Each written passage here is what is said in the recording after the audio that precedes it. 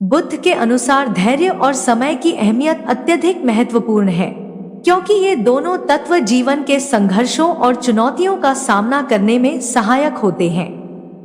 बुद्ध ने अपने उपदेशों में यह स्पष्ट किया है कि धैर्य, पेशेंस, एक मानसिक शक्ति है जो व्यक्ति को आंतरिक शांति और संतुलन प्रदान करती है।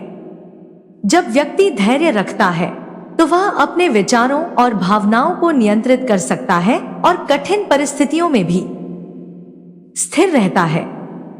बुद्ध का मानना था कि जीवन में समस्याएं और दुख अनिवार्य हैं, लेकिन इन समस्याओं का सामना करने का तरीका ही हमें सच्ची शांति और सुख प्रदान करता है। वे कहते थे, धैर्य से बड़ा कोई तप नहीं है।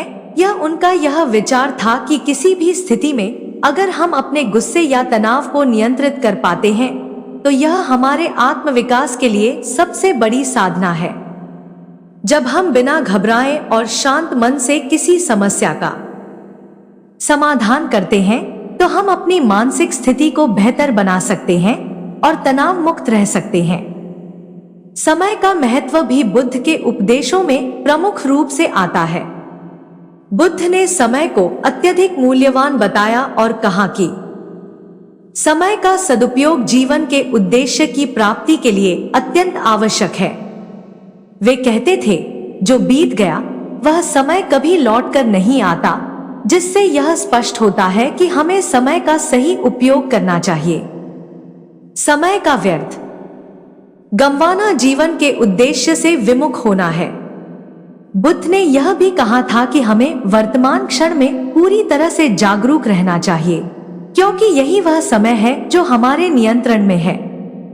भविष्य के बारे में चिंता करना और अतीत में खो जाना हमें केवल मानसिक तनाव ही देता है।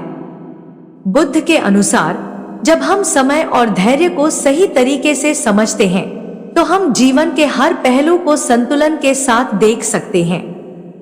इस प्रकार बुद्ध के उपदेशों में धैर्य और समय दोनों ही जीवन के मार्ग को समझने और उसे शांति से जीने की कुंजी है।